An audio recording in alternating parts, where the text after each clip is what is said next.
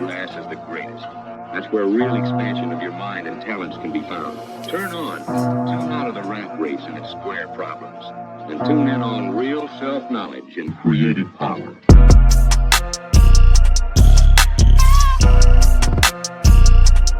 Hey, what it is, Straight Damage family? We back with another banger for you. You already know what it is. We're in the middle of the cannabis industry and the entertainment industry, and we got the best in the city, in my opinion, over here with my boy Sandbox grower at Baked Buds. What's up, man? It's definitely a privilege hearing those words. Been in the game for a while. Just love the passion, man. Just growing, and now getting our retail open, so we're finally making that full turn. But just been passion. It's just been doing this for such a long time, and it's nice to actually have a company that has my name on it, and we're able to do things the way that I want to get things done, and it's working for us. So you guys are killing it too, bro. You're killing it. The strains you're bringing something like different. You know what I mean? Yeah. And I see you got the Zope. We tried some, and that is real Zope. You know what I mean? So you're doing what it do. I'm excited to see what you guys have in store. I know you're gonna be dropping a grip. We've seen your library. It's looking crazy. Yep. Genetics is a big thing, bro. We love having lots of flavors on deck. We try to, keep it to the point where we have something new coming up every turn.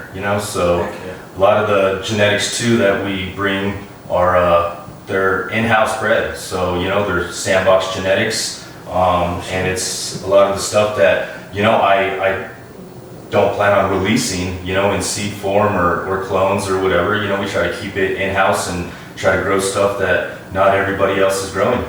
That's fire. I'd love to hear that.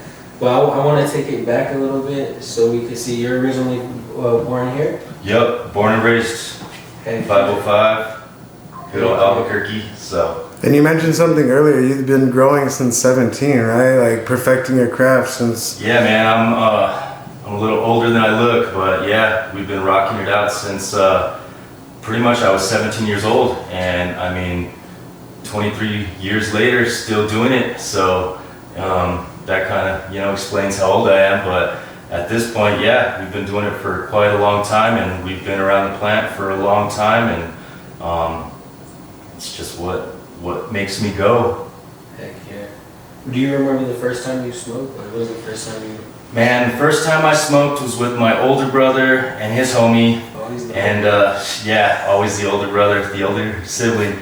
But we were out chilling, man, and I used to always tag along with him and his friends, bro. Like, he always had the coolest friends, being a couple years older than me. It was just, all right, I'm gonna roll with my older bros. So, I definitely can relate to that, bro, for sure. So I tagged along and stuff, and him and his homies, started smoking. I want to say I think I was in like 7th grade, and my brother was a freshman. So yeah, probably 7th grade, bro. And we went to a park, and his homie, bro, fucking busted out a bong, and he's like, here, hit it. I'm like, I don't smoke weed, all scared. And he kept bugging me.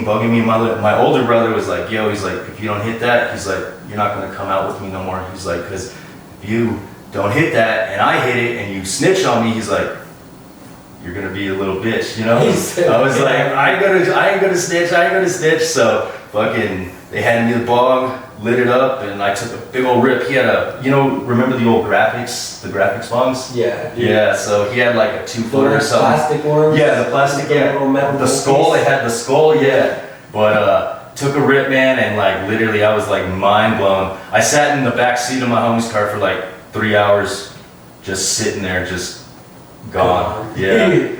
And then slowly, just would smoke more and more. Got to the point where it was like, all right, started meeting people that were like, they were able to access chronic, because back in those days, man, we were smoking dirt. It was, just brick weed. It was that mix. We noticed that's a trend too. A lot of people say they started smoking that swag, and I'm like, I totally get it. You know what I mean? That's what everybody really start with. I remember smoking all kinds of blunts, having to sit there, take out the seeds and stems, going through it. smoking, have to smoke like 3 blunts to even really get a little high. After You weren't even high, bro. You were just done smoking. That's where we would be like, we'd be smoking, we'd roll up another one, and I mean, after 2 blunts or, 2 fat ass joints, you're like, I'm done. And I mean, I think you're just smoked as opposed to, you were high, but it's crazy. I feel like that's a good way to put it for sure, because I don't ever feel high. I just feel like I'm just, like, I swear that shit, once I started smoking good weed though, I could never smoke it again. Like, it just gave me headaches. It did nothing for me. It just made me feel like sick more than anything. See, like, you guys are younger, bro, so you guys are privileged. Like, we smoked dirt weed forever. So, like, from dirt weed, we would sometimes, the connect would come through and be like, yo, I got this stuff, it's $10 more an ounce, but it's fluff. We call it fluff, or we call it step down. Or lime green. It was the lime green swag. It's $10 more. Yeah. So we started, we would pick up that, and we'd always start asking for that, because at least that stuff tasted a little better, less seeds. It was like, all right, let's try to get some step down. Me and the homies, we'd throw our cash together. Let's go get a sack for the weekend or whatever, and we look for the fluff. But it's crazy because when I got into high school, my 9th grade year, I met some like hippies and like some of the homies from the hills, dude. Like we call them the mountain boys, from the East Mountains. And them dudes, they had chronic. Like, we would hear about chronic here and there, but it was like far and few times we would get chronic, and plus it was fucking expensive. We were paying like $60 an eighth. The similarities of it for you and me is so crazy to me. Even like from the first time smoking, remember my sister and like all her friends were smoking, and her friend walked up, here, hit this. And I was just like, I always wanted to smoke though. My sister didn't want me to, so I'm like, oh, she doesn't know I can't smoke. So I hit that shit real quick. She's older than you? Yeah, my sister's a little older than me for sure. And then the first time I ever smoked like real chronic, it was over there by the Quave at like some skate park or some shit. Okay, yeah, Some white boys were over there chilling, and I smelt it walking by, and I was like, you know what? Fuck it, I'm gonna walk up and ask. And I'm like, can I get a little bit? I got some money, what's up? Like, what I mean? And then that became like one of my main homies for that was the plug, huh? Yeah, for real, bro. I was like, oh, this shit gas. And he like, once I knew it was gonna be gas too, once he told me the name to it too, and was being all cool. What was it? I think it was back then. I really don't remember, bro. I remember like just so many different strains. I remember like Trainwreck was one though. Okay. Like, Gorilla Glue. Like, he would just always like just tell me the strain like that. Yeah. It would be different, so I'm like, yeah, this shit like righteous for sure. But it would actually get me lit. That chronic though, the one that you were talking about from the East Mountains, like I haven't tasted anything like that chronic. You know what I mean? Like it was specifically called chronic. You know what I mean? Like for real. So that's what we would call like the fire, bro. Like when we would get high grade, it would either be fucking chronic or it would be dro. So that's what we would call it. It's like, let's get some dro or let's get some chronic. Back then there wasn't a lot of names. Like people, there wasn't like the strain game now. It was like it was chronic or it was dro. And sometimes, like I said, the mountain boys that I was fucking with, like their uncles were growing for years, dog, So I mean that's where, my boys would source their shit from their uncles, because they've been growing up there in the hills for years. Yeah, the OGs, yep. But there's this one time, dog, where homeboy brought me a fucking, you remember the brown paper bags that we bring our sack lunches to in school? He brought me a sack, like I told him, I was like, just bring me $50. I was able to get $50. I think it was like birthday money or some shit. So I was like, yeah, dude, I was like, I got $50 to spend, grab me something, because we were used to buying like 20s and, shit like that. Yeah, that's what I was doing. He's like, all right, he's like, oh, I'll talk to my uncle, I'll get you something. And dude, next day at school, he comes down and fucking has a little paper bag of weed for me, bro, and I opened that shit up and smelt it, and I was like just blown away. And I remember that shit because I remember the name because it was just like so like euphoric, like it was like, what is this, And he's like, bro, that's golden foil. I'm like, golden foil? And that was like when we first started, started chasing names. It was like, because the next time I buy a sack from him, I was like, hey bro, what's the name of this one? What's the name of this one? See, that's exactly how it was for me. Yeah. I remember one time my brother came running up to me, and he's like, oh, I just got some from the plug, get some cat piss or something. Okay, yeah. And I was like, SoCal cat piss. I'm all cat piss, and I was like, that shit sounds disgusting. And he's like, nah, look at this. And he showed me it, and I was like, Damn, bro. Yeah, it was always just like almost like Pokemon, like which one we get this time. Yeah. Like, you know what I mean? Like, that's where it's at, bro. The game is like wild because yeah, you got the strain chasers. Like people are chasing flavors now. You know, like you look at Cali, you know, you see a new flavor dropping, and what does everybody want to do? They want to go and smoke that shit. You know, so it's like a game where, you know, it's a hype game, and it's, you know, you're just chasing kind of like, you're just on a you know, like a quest that never ends because there's always so much new shit that's fucking dropping, you know? Yeah, so it's wild. Yeah, it keeps being a stoner interesting though, you know what I mean? It does. Like, to a certain extent, but then sometimes for the growers it's a little over. It is a little overwhelming, but then again too, like it kind of casts a shadow on like good shit. Yeah. Because you get stuck trying to chase something and there's all this other good shit that isn't, you know, just exploited, and it's like, man, you're missing out, or, you know, it just kind of gets pushed to the shadows, and it's like you kind of lose your opportunity for experiences in that sense too by chasing, you know, clout. So I mean, you know, you just gotta kind of, I guess, develop yourself and see what's true to you, and like not care about what, you know, the next person's buying or putting in their bag, you know? That's what me and DBG do. Like when we go to the dispensary, we're looking for what's in it, not just because we're like, oh, the hype. Yeah. But like, oh, look, it has a certain kind of OG in it. I want that. Or, you know what I mean? Like, or it has a Skittles in it. I want that. Yeah. Or, you know what I'm saying? Hey, like, Z's fire. I chase Z. I chase Z like crazy. Everything Z, bro, is gonna be fire. I'm sorry, I'll say it right now. No, but even the crosses. One thing I like really noticed too is when it comes to strains, like recently. Yeah. Like there's been big strain crazes. Like, you know what I mean? For sure. Like Z, that gelatos, turp, those gelatos. Gelatos, man. Gelatos held the market for a long time, bro. I remember growing Gelato 33. Gelatos just like always a go-to. Yeah. I'm telling you, back when you find a good one, you're just like, yeah, that's what I'm saying. Like when someone really like grows real gelato, it's like, oh yeah, I could smoke that. It's crazy though because they're so different. Like the 33, you know, the 41, the 47, like all of you know, all those gelatos are way different. The 45, you know, like different things are poking out in different ones. We've seen so many different phenos of gelato, and they're all so different. My favorite has always been the 33. The Gelato 33, the Larry Bird cut, dude, is... Yeah, that's the one I like, because I remember I would always see the Larry Bird something under it. That's what I was going to say. I was going to say Larry Bird Gelato, but I didn't want to sound dumb.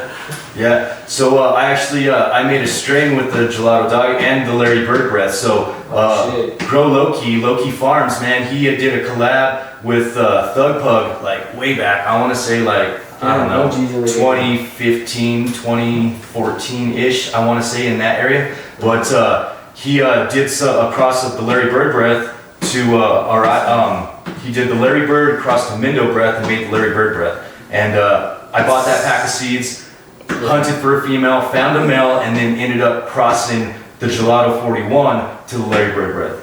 So, and then I called that one 41 flavors, but 41 flavors, that's crazy. We grew it over at Sandia for a little bit, and then when I was over, you know, doing work for Sandia, and yeah, man, I gave out a lot of those seeds to like some of the Cali homies, and you know, just, you know, local growers, you know, that, you know, just do their own thing, and you know, a lot of good shit, a lot of fire, gelato, real dank, you know, coffee, terp, you know, stuff came out of that. It was just a really good project, you know? That's the holy grail when it comes to that gelato though. Like that tip right there, once I taste that, I'm like, yeah, I could smoke like 100 blunts of this. But have you had the acai gelato?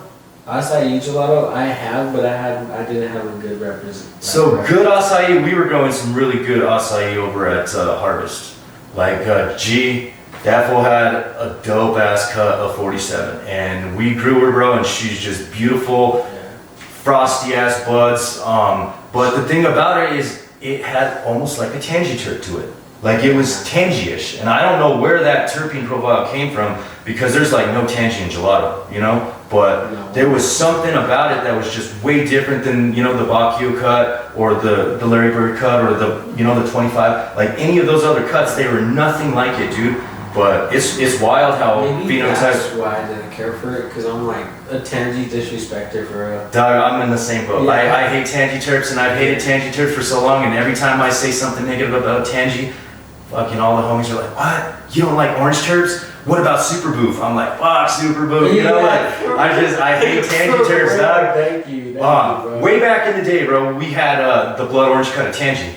Back to about that time, you know, the homie G. Like, that fool's had some fucking fire-ass cuts for a long time. But we were growing the piss out of Tangy, bro, and fucking we would turn it into, this is way back before hash, you know, was banging, but we would turn that shit into live resin, and we would just dab that fucking Tangy, like, weeks, months out of the time, dog. Tangy was so much good fun. in wax, like, partially, because it makes it, like, a little bearable, I guess. Yeah. But it's just like, bro. In the bud, I can't handle it. Like bud, yeah, forbidden fruit, like it's like almost like an anchovy, like sardine kind of taste that is so orange that it tastes fishy. You know what I mean? No, I hear what you're saying. And then the orange terp goes wild though, because like you say, it goes almost like raunchy, and then it goes like to almost like burnt rubber, and then you know what I'm saying? Like I don't like that flavor, but there was an orange strain that we were smoking way back in the day, bro. It was called C+, and that shit tasted like a fucking straight like high C, like, you know, one of those little drinks, like some of the best orange strips ever. Like but that McDonald's high C.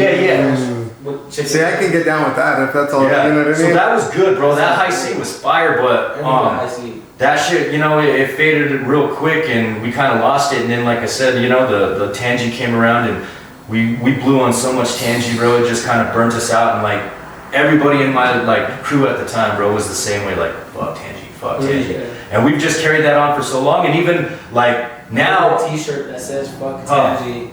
so even now, I'm trying to, you know, I have to switch up my ways a little bit, man. Like, I've been a Tangy hater for so long, but it's crazy because the market is in demand for orange terps. Everybody likes that Super Boof. Everybody likes fucking Bahama berries or mountain trop. You know, like that, like trop cherries. Yeah, trop cherries. It's all that Tangy terp. So just recently, I've been popping some beans and trying to, you know, find some new Tangy terps to appease the market, because again, bro, being in this industry now, I can't just grow what I want to grow. I gotta, you know, kind of, you know, step my ways down a little bit and just be like, all right, the market is in demand for this.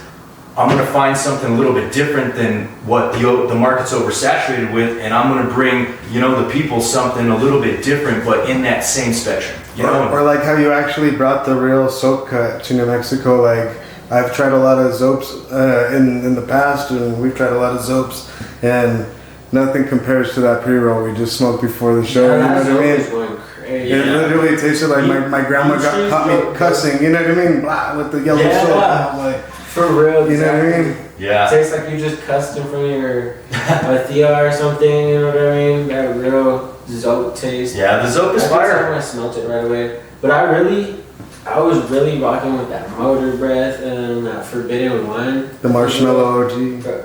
Marshmallow OG. He was on that brought that to New Mexico for sure. Yeah. Oh yeah, we pheno hunted, that marshmallow OG, and that shit was fire. Fucking props to Jeff with White East Genetics, because he's actually the guy behind that marshmallow OG.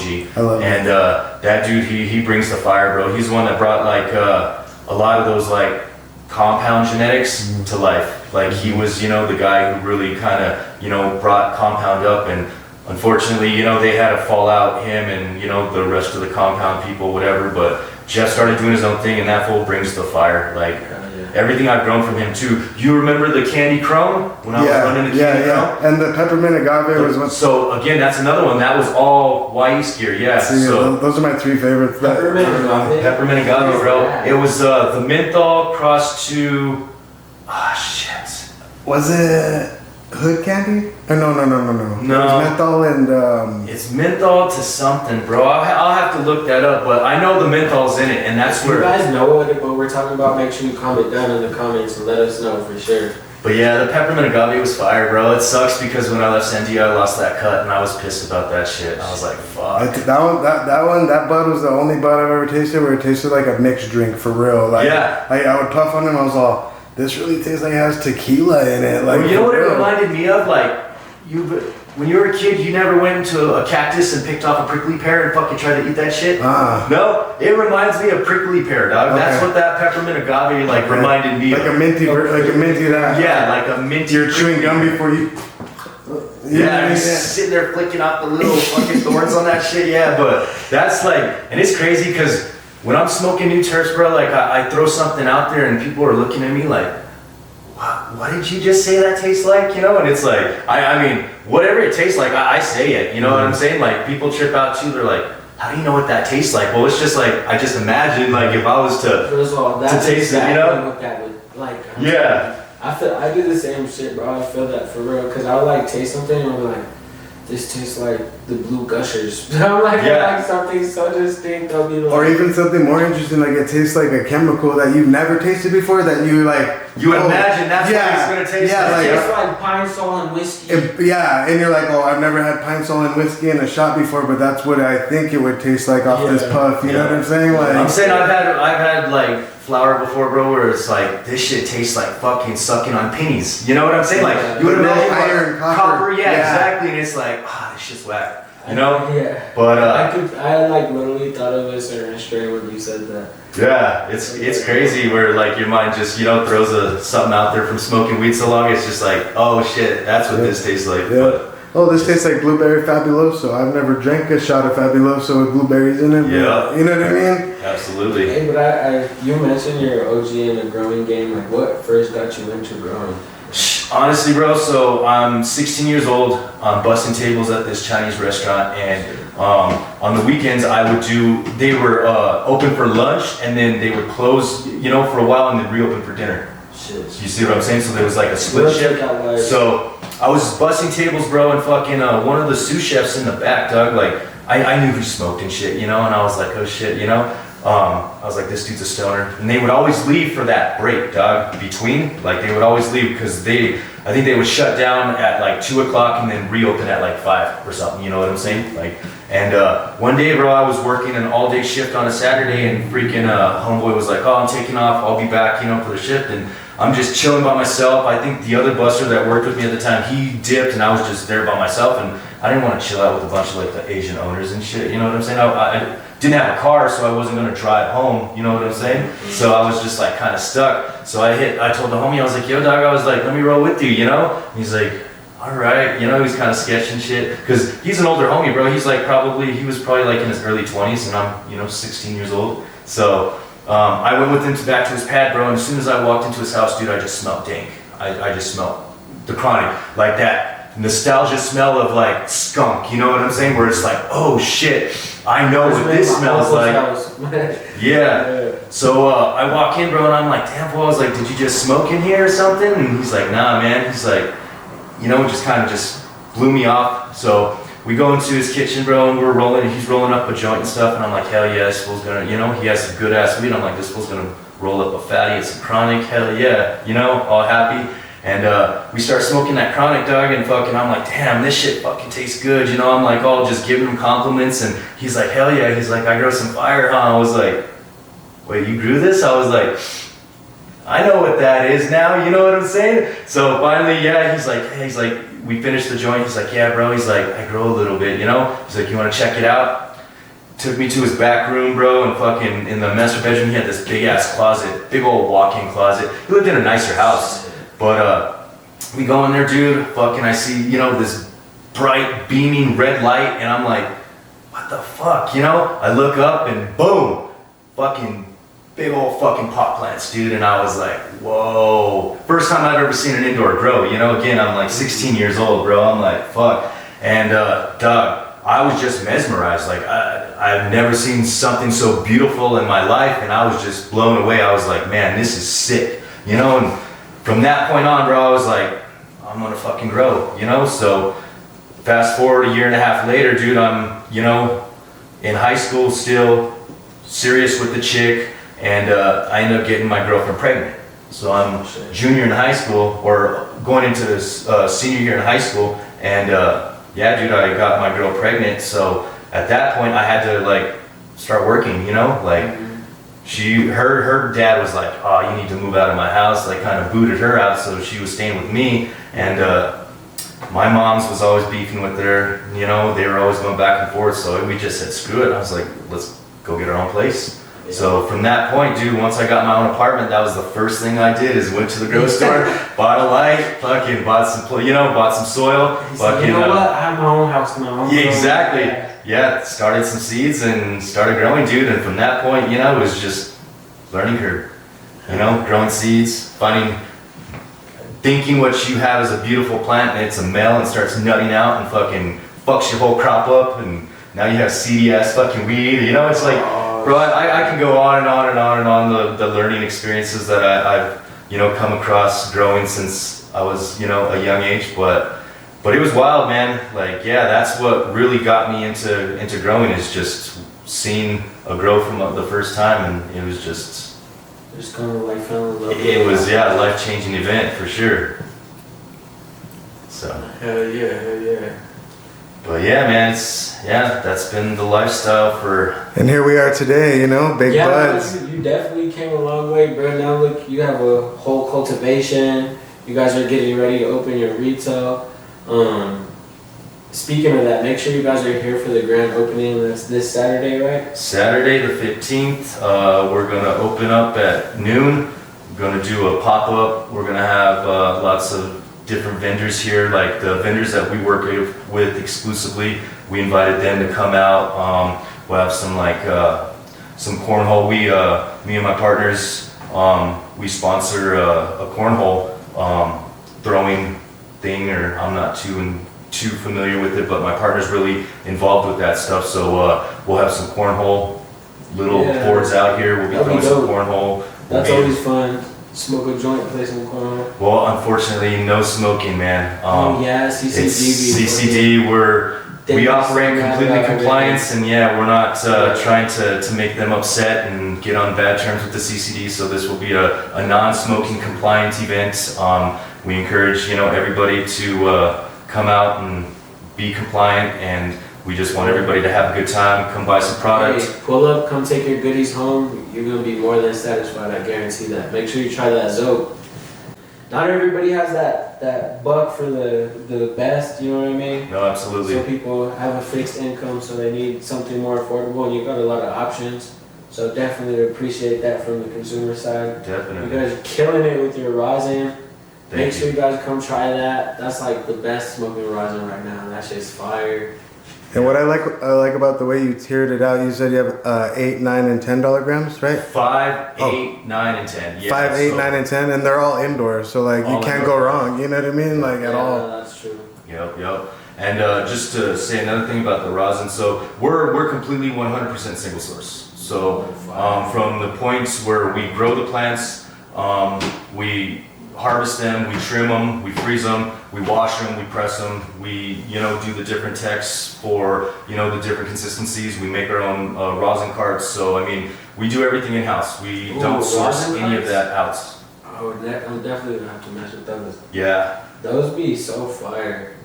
And they come in clutch too. Like I work in the medical field, you know what I mean? So like I hate to be rolling blunts on my breaks, but I still do. But I wish I could get just like a good little rosin pen real quick and just they're convenient and they're potent, you know. So for sure. When did you get into the rosin game? Like when did you start first? So the rosin game, actually, I'll be real, man. Like at first, when rosin first like slowly started creeping on the scene, I wasn't the biggest fan. Because we were, you know, like I said, we were sending all of our fresh rosin off to be extracted for BHO, and this is before, you know, CRC was around, so, you know, you didn't have extractors fucking up your shit, you know, they would just run it, and at the time, the homie that was extracting for us, one of the best extractors I think in the state, is the homie Little E, and dude, he would make us some fire-ass BHO. So at the time, rosin wasn't real popular here in New Mexico, and when you did see rosin, it was always fucking flour rosin, so it was garbage, you know, it tasted like burnt popcorn, fucking just booty. Yeah, just for sure.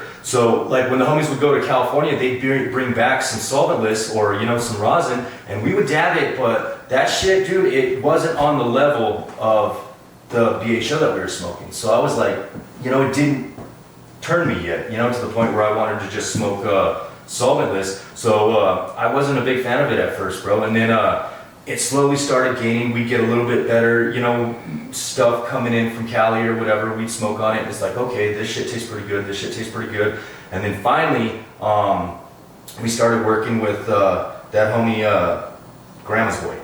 You know, he was a cool cat back in the day.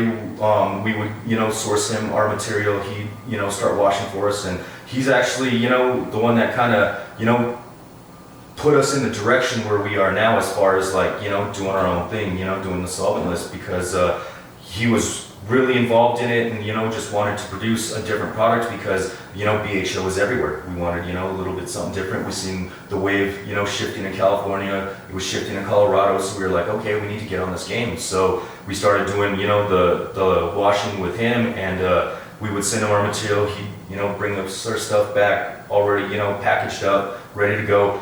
Half of the time, it was already gone before, you know, it got back to my hands, and he would just bring me back some personal shit and some cash, and I was like, whoa, you know, that's dope. So, so yeah, it was cool, and that's what kind of shifted the wave. But it got to the point where I just needed to start doing it myself. You know, like cuts were way too expensive, you know, and I, you know, give up my whole harvest and only get back a little bit of product, and I was like, these numbers aren't matching up. I was like, I need to just start doing shit myself. When it comes to that, sometimes like with rosin, it's like so hard to tell. No, it is. So for flower, you know, you can grow the most prettiest frosty flowers and think that, oh, this is going to dump hash, and then you go and wash it and you get less than 1% or, you know, 1% return, and it's like, oh my God, what just happened, you know? So a lot of people don't understand the difference between growing for, you know, like usable flower and growing for hash. So I mean, you could have, you know, some ugly strains that don't produce the prettiest flower, but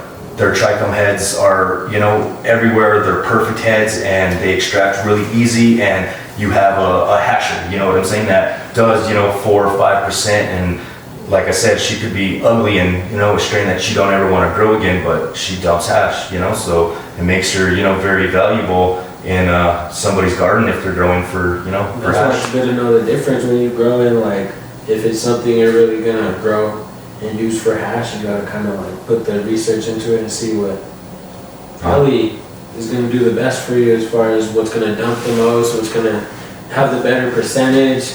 But it's all about the terps, though. You know, terps too, because honestly, if you wash them bullshit, it's probably gonna taste crazy.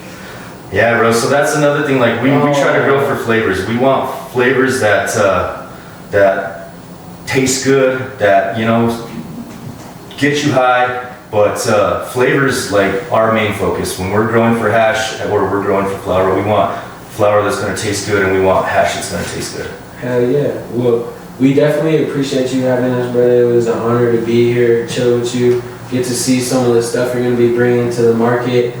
Make sure everybody, you're here this Saturday. But I appreciate you having us, brother. It was an honor to be here. Check out some of the stuff you're going to be bringing to the market. We definitely want to make sure everybody's here this Saturday. Come check it out. Come get you guys some goodies. Make sure you guys go home with some. You're going to really enjoy it. This is the best thing smoking in the city, and that's coming from the Straight Damage family, so make sure you're here.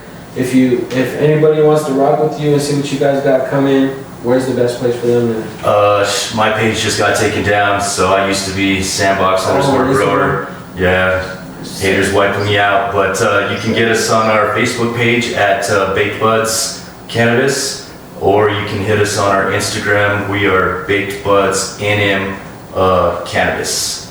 So we look forward to hopefully seeing everybody out here on Saturday, and come out and have a good time. We'll see how it goes. Hell yeah. Sandbox grower, thank you so much. And even though you have a bunch of flower, we want to give you your flower as well. We can, you know what I'm saying? So thank you for joining the episode tonight for sure. Thank you. Appreciate you guys having me, man, for sure. You guys keep doing your thing. Yeah, for sure. Hey, Straight Damage family, we're out. Make sure you guys like, comment, subscribe. Come check in with us on Saturday. Come turn up. You guys have a good one. Peace.